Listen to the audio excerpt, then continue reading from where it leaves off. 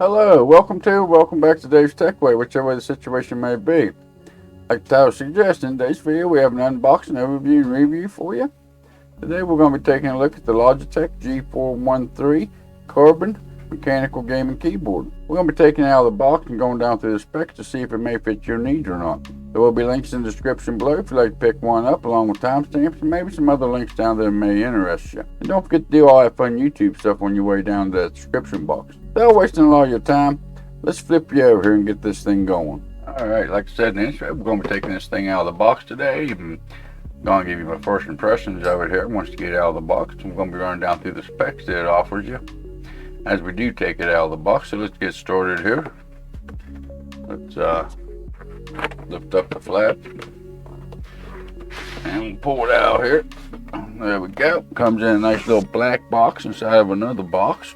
It's always nice, right? Let's lift the flap up here and see what comes inside of it. Get that flap to stay up out of your way a little bit.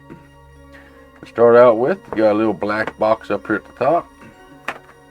They look like me. They like the black apparently. Now I pull this out. I believe this will be your keycap removal tool. There's some extra keycaps to come with it. And that's what it looks like. Nothing else in the box. Like I said, it does come with a keycap remover here on the end.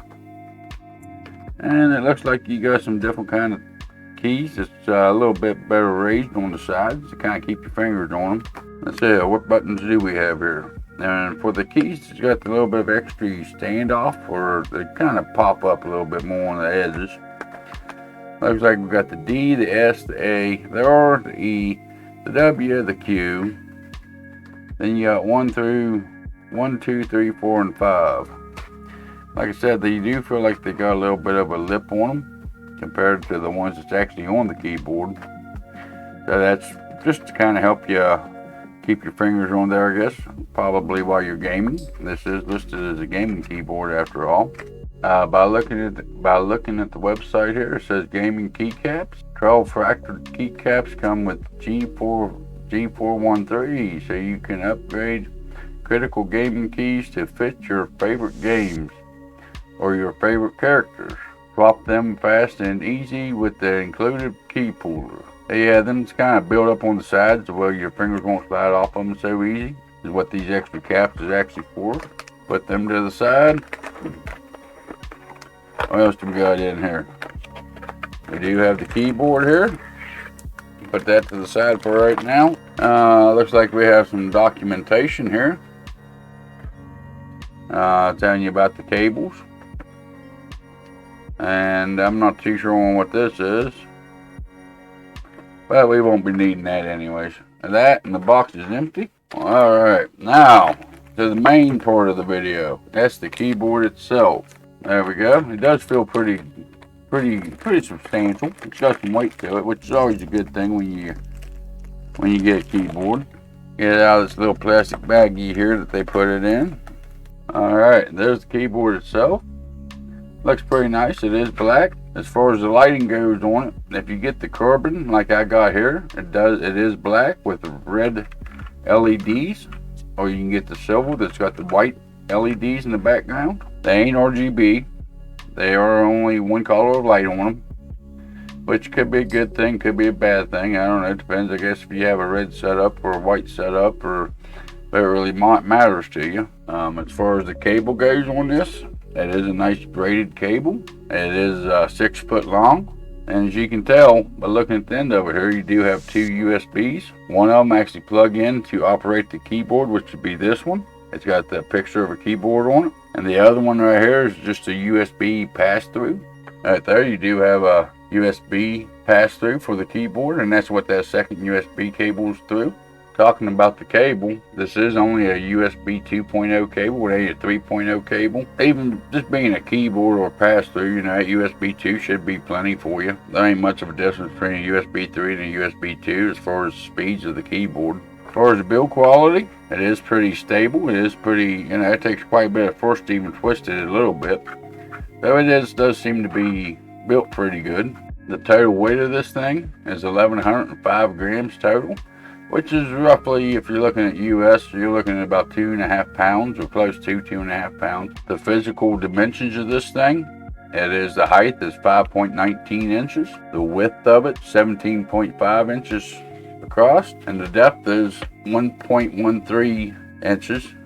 Let's look at the back of it here, see what we got. And it does have some rubber feet on it here. You got 3 at the bottom and 2 at the top. That way it won't be sliding around on your desk. You do have 2 feet here to prop it up on. So it seems like you're only going to have one height adjustment to prop it up off your desk. As far as the keys, or the switches underneath the keys on the keyboard itself, it does have our Logitech Roamer G mechanical switches.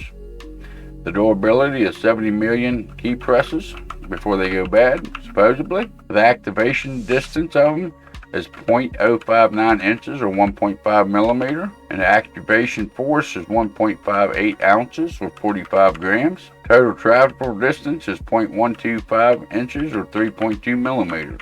As far as the special keys go, to toggle on the backlight, you use the FN key here and your F7 button, which should be up here. Gamer mode, I'm not sure on what the gamer mode actually does, but it's the function key and F8. And then your media controls is the function key with F9, 10, 11, and 12. That's your play and pause and your stop and fast forward and rewind buttons. I think it's a pretty good looking little keyboard though. You know, it does have the aluminum on it. It ain't plastic. And like I said, I do kind of like the feel of the switches. Time will tell on that. But I do kind of like the feel of the switches. Seem like they're pretty good little switch. As far as the backlights on it, you do have 5 different fixed brightness colors, so you can change the brightness of the keys depending on how bright you want the keys. And as you can tell, it is a full size. It ain't a 10 key keyless. So give me a second here, guys, and I'll get this thing hooked up and see what this thing looks like while it's fired up here. All right, there it is, lighted up in the dark. As you can tell, it is pretty bright. FN function 7. That actually changes the brightness of it. There's off. So that's kind of how it looks like in the dark, and how it illuminates. Kind of nice because your letters are illuminated, but you also have a little bit of a back bleed to each key that kind of lights up the whole keyboard underneath. I think it's pretty nice looking. Okay guys, that's pretty well the unboxing of it. Let me get reset up here and I'll come up with the conclusion to the video for you. Alright, we took the keyboard out of the box, read down through some of the specs. Now we're going to flip you over here and we're going to look at the website through Logitech and actually see what some of these features actually is and what it actually means to you as an end user for this keyboard. Alright, here we go. It does have, like I mentioned, it does have the Roamer G tactile switches. Reading down through here, it says they're 25% faster than the competition, which this keyboard is about 4 years old, so they may be faster than others now, they may not be. I told you it was a pretty substantial keyboard. It was 1,105 grams, or about 2.5 pounds of weight. And that's because it is an aircraft grade aluminum alloyed body to it. You can change up your media keys on this. It does have a media control at your fingertips. Right now, with the way it's set up out of the box, you gotta hold the FN key and then your F9 through F12 buttons to use your media keys. But if you download this G Hub, you can go in and change this to where you don't have to hold down that FN key or set them up however you want to set them up. Some people may like it, some people may not, that you have to download another piece of software.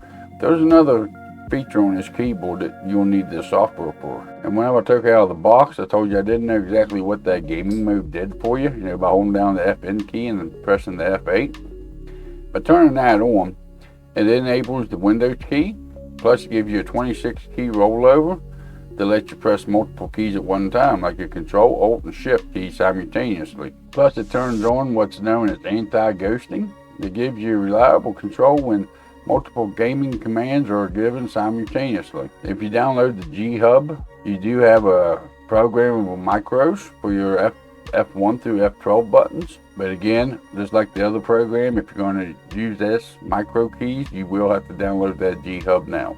I'm filming this a couple of days after I've did the unboxing of the keyboard, and I'm trying to get used to the keys. Them keys are a lot faster than what I'm used to. It don't take quite as much force to press them down, so it is going to take a while to get used to them keys. I am very happy with the purchase of it. It's hard to tell how it's going to hold up in the long run, but as an initial thought on it, I think it's definitely worth the $60. Like I said, there will be links in the description below if you'd like to pick one of these up. Don't forget to do all that fun YouTube stuff on your way down through there as well. You all have a good day, and I'll see you in the next video or live stream.